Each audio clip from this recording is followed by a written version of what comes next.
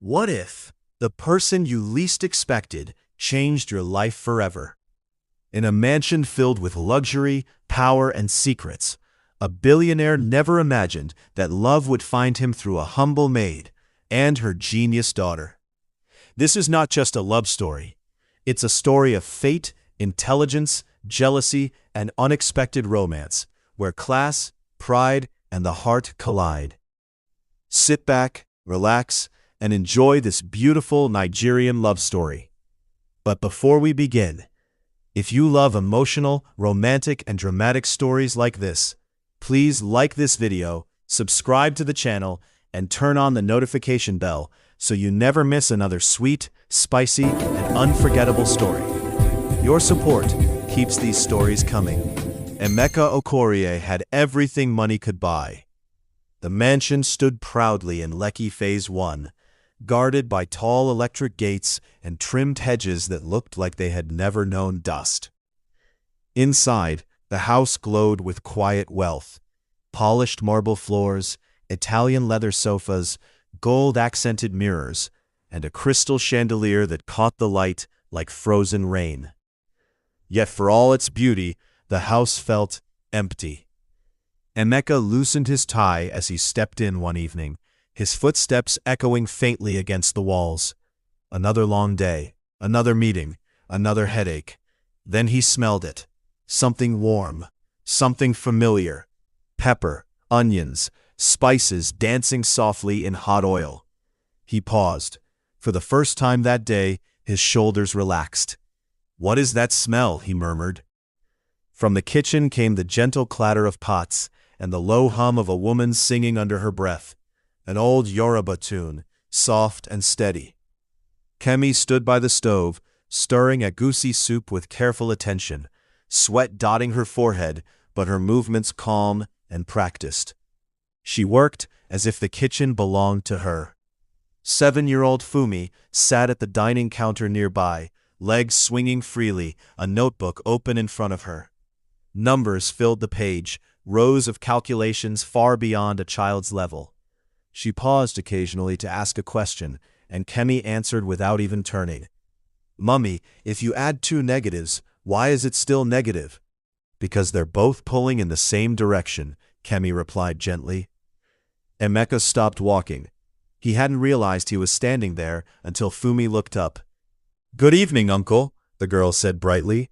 Kemi turned sharply, startled. "Good evening, sir," she said, bowing her head slightly. Emeka nodded absently, eyes moving from the pot on the stove to the spotless kitchen.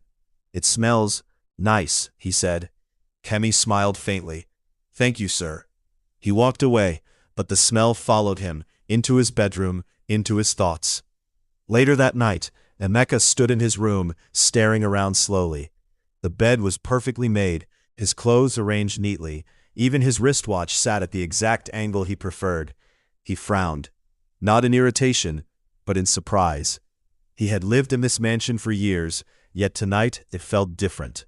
Calm, orderly, like someone cared. He sat on the bed, exhaling deeply. "Interesting," he muttered. Earlier that day, while Emeka was away, Kemi had entered the study to clean. It was her favorite room, not because it was luxurious, but because it was quiet. Tall bookshelves lined the walls, filled with books on business, economics, mathematics, and philosophy. Sunlight streamed in through the glass windows, bathing the room in gold. She wiped the desk carefully, then paused. Fumi was already scanning the shelves. "Mummy, can I read this one?" she asked, holding up a thick accounting book. Kemi hesitated. "And don't scatter anything."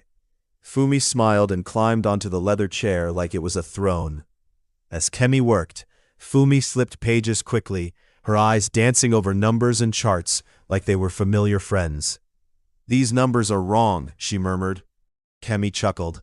"You and your numbers." They didn't know the owner of the house would soon discover just how right that little girl was. Downstairs, the other domestic workers whispered among themselves. "That new maid, Kemi, Oga likes her food too much. And that her child, she no be normal child oh." Let's watch. Unseen, unnoticed, something had just begun to shift in the house. A house that never felt like home, had just started to breathe. The study was Emeka Okori's war room. Dark mahogany shelves towered over the space, heavy with books that smelled of age and authority. The wide glass desk sat in the center, glowing under soft recessed lights. Multiple screens blinked with spreadsheets, figures, and red warning highlights that refused to disappear.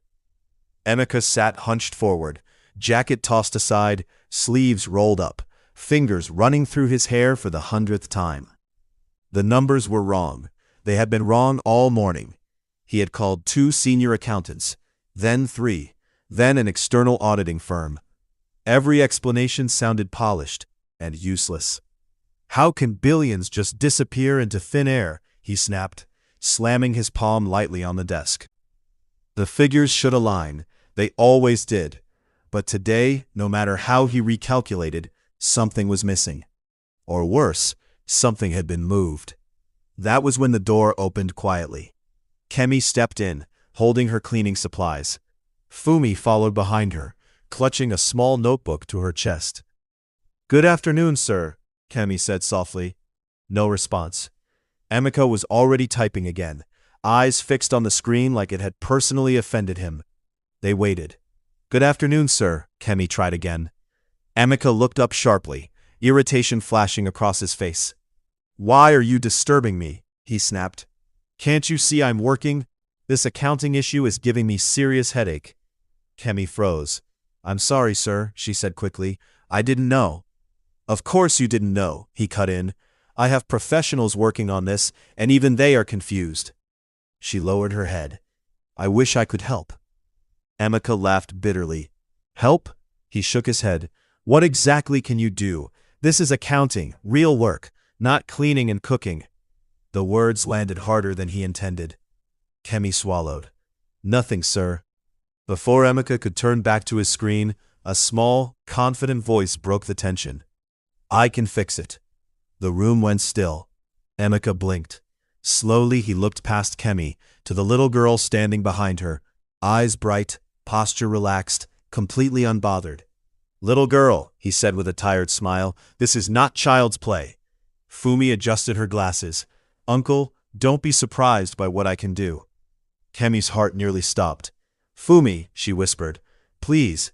But Emeka was amused now. For the first time that day, something other than frustration crossed his face. "Okay," he said playfully.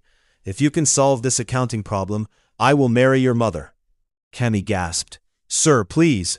Emeka waved her off with a grin and slid the printed documents toward Fumi. "Let's see magic."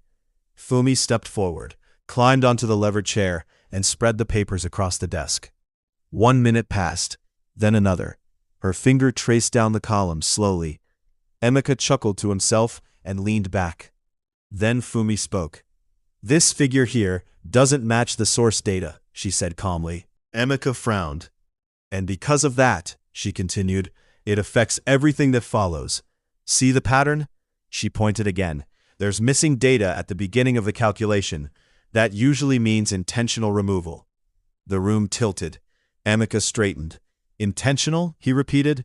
"Yes," Fumi said. "This looks like manipulation, possibly laundering." Silence. Kemi rushed forward in panic. "Sir, I'm so sorry," she said quickly. "She didn't mean it. She's just playing. She's only a child." Emeka didn't answer. He picked up the papers, checked the screen, then checked again. His breath caught. The child was right. Perfectly right. His hand slowly lowered. He stared at Fumi as if seeing her for the first time. "No," he murmured. "This can't be possible." He looked at Kemi, then back at Fumi. "How did you do this?" Fumi shrugged. "I love numbers," she said simply. For a moment, Emeka forgot he was a billionaire, forgot the money, forgot the stress. Then he laughed, a loud, free laugh that echoed across the study. "That's great," he said, shaking his head in disbelief. Fumi smiled sweetly. "You owe my mummy a wedding ring." Emeka laughed even harder. Kemi grabbed Fumi's hand immediately. "Thank you, sir," she said hurriedly. "We'll go now." As they rushed out, Emeka watched them leave. The door closed softly.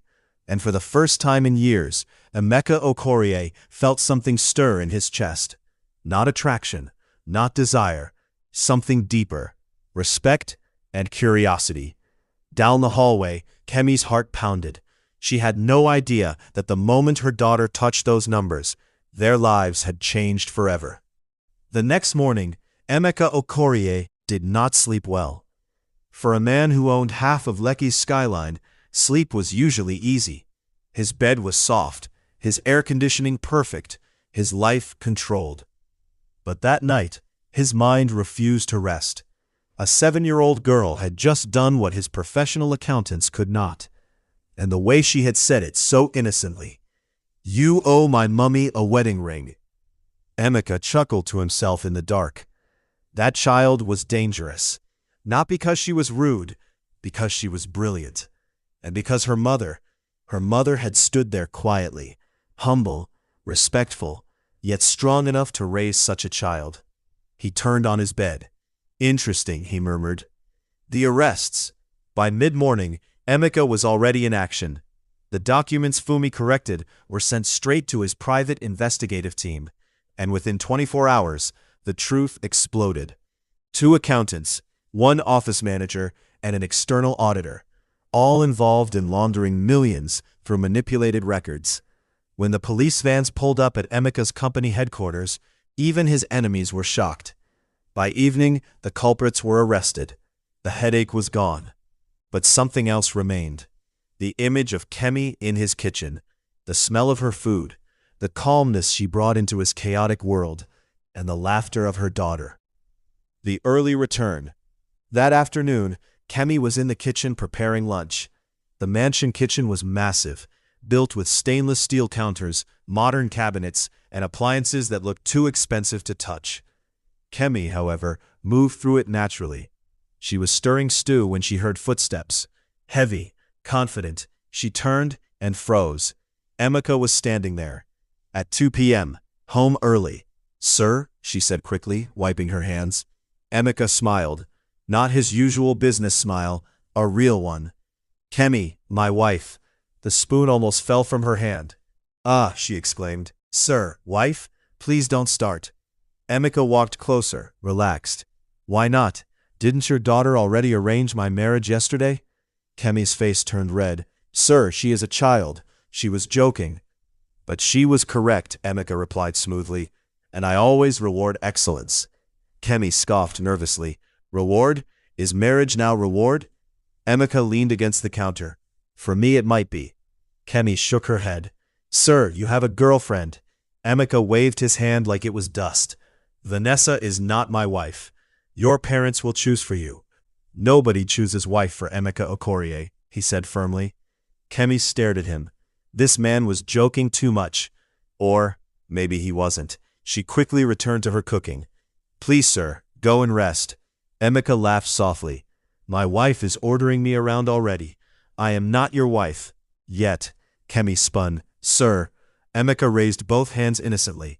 Okay, I will behave." But his eyes were smiling. The house begins to talk. By evening, the mansion was buzzing, not with sound, but with whispers. In the staff quarters there was chatter, and even the old gardener noticed that something was different.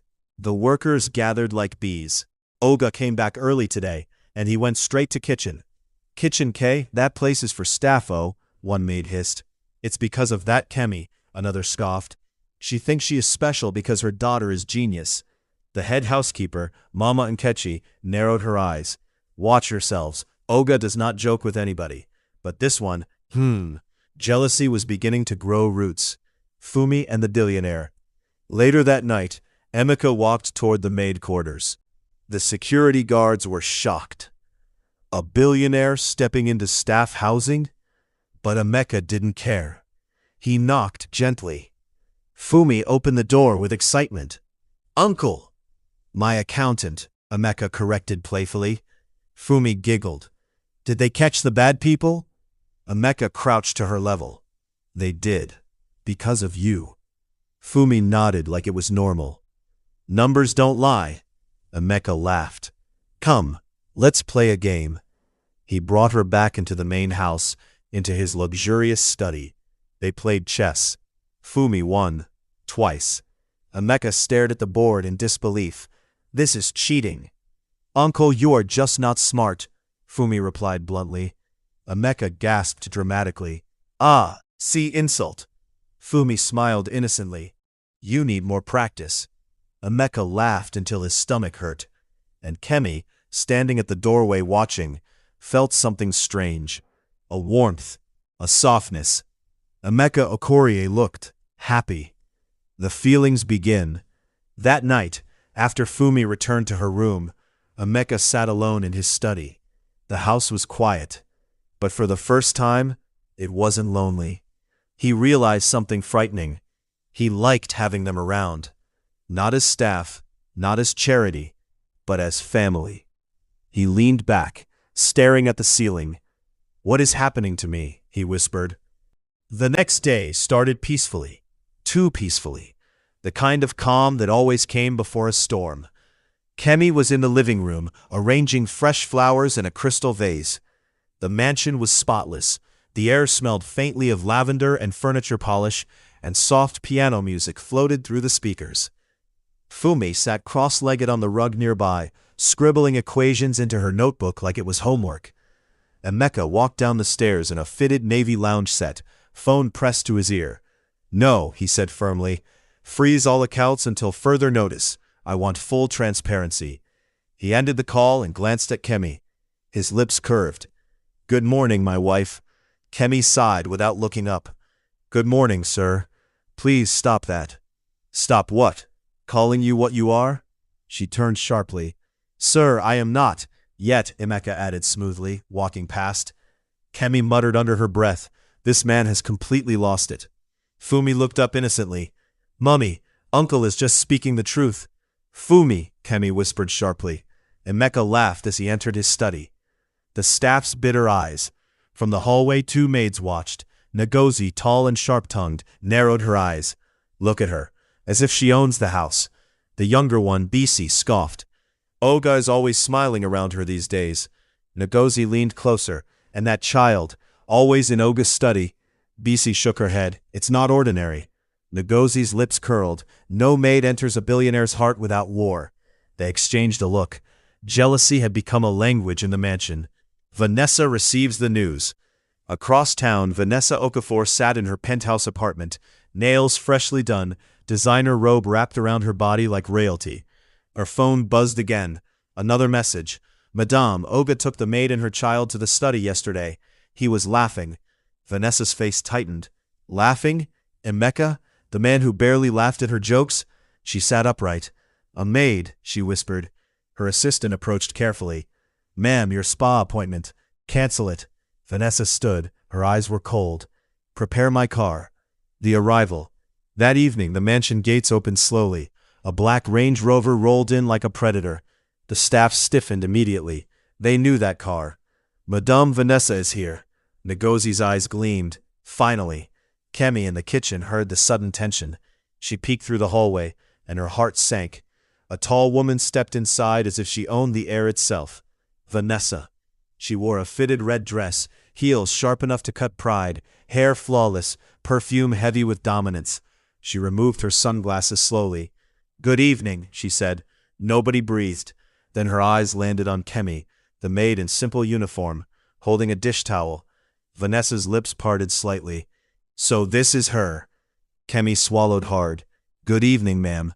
Vanessa walked closer, slow, deliberate. "You must be the new helper." "Yes, ma'am." Vanessa tilted her head. She glanced around. "Where is Emeka?" Before Kemi could answer, Emeka's voice came from the stairs. "Vanessa." He sounded calm. Vanessa turned with a bright smile that didn't reach her eyes. "Baby!" She rushed forward and kissed his cheek dramatically. Emeka barely reacted. "What are you doing here?" Vanessa laughed lightly. "Is that how you greet your girlfriend? I missed you." Emeka's gaze flickered briefly toward Kemi. "We need to talk." Vanessa followed his eyes, and she smiled again. Sharper. "Of course. But first," she turned back to Kemi. "What's your name again?" "Kemi, ma'am." Vanessa nodded slowly. "Kemi." Then she raised her voice slightly. "Tell me, Kemi, do you often stand this close to my man?" The room froze. Kemi's cheeks burned. "Ma'am, I am only doing my job." Vanessa stepped closer. "Your job is cleaning, not getting comfortable." Emika's voice cut through like steel. "Vanessa, enough." Vanessa blinked. "Enough?" Emika descended the stairs fully now. "You don't speak to her like that in my house." The staff gasped silently. Ngozie's eyes widened. Vanessa stared. "Her?" She laughed. "Emika, she is a maid." Emika's jaw tightened. "She is a human being." Vanessa's smile vanished. The air changed. Kemi felt suddenly exposed, like a candle in wind.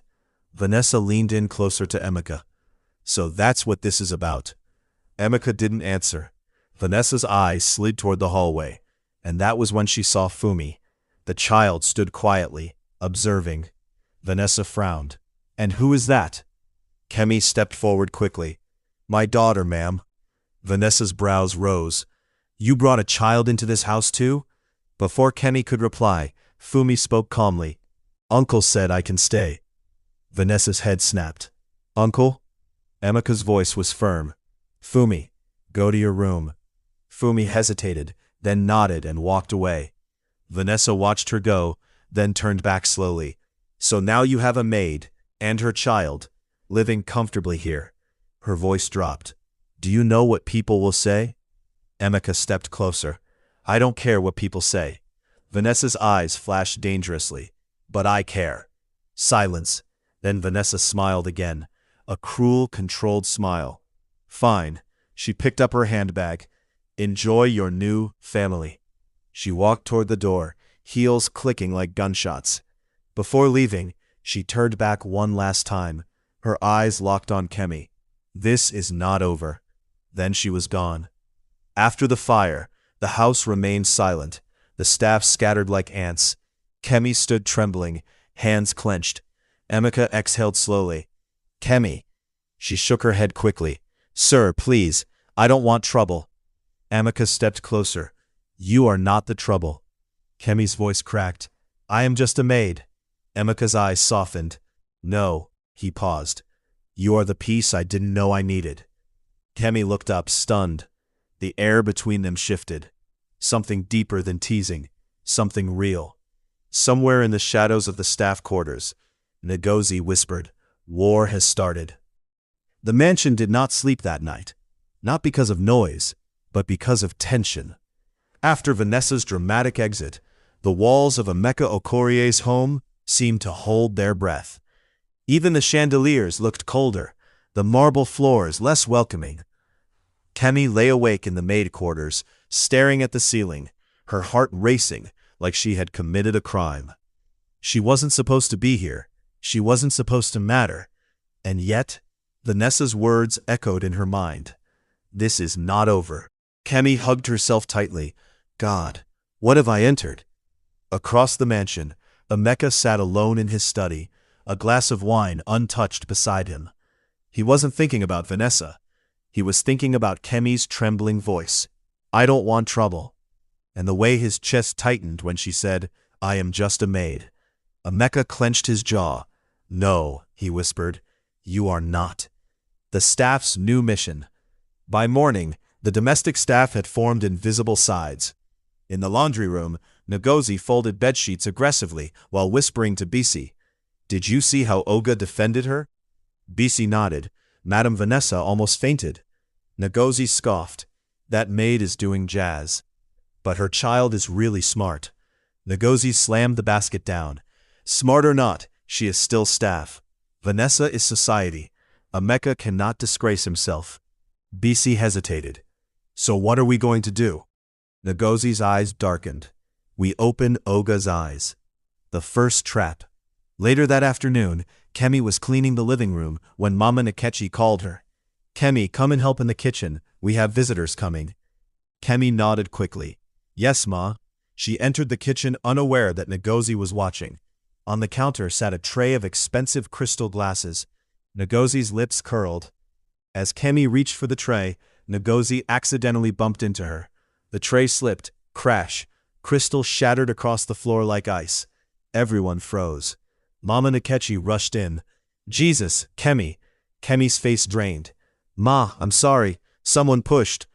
Ngozi gasped dramatically. Are you now accusing me? Bisi chimed in quickly. Kemi, you should be careful. Those glasses cost more than your salary.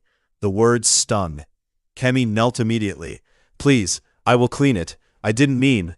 Just then, Emeka's voice thundered from behind. What happened? The room stiffened.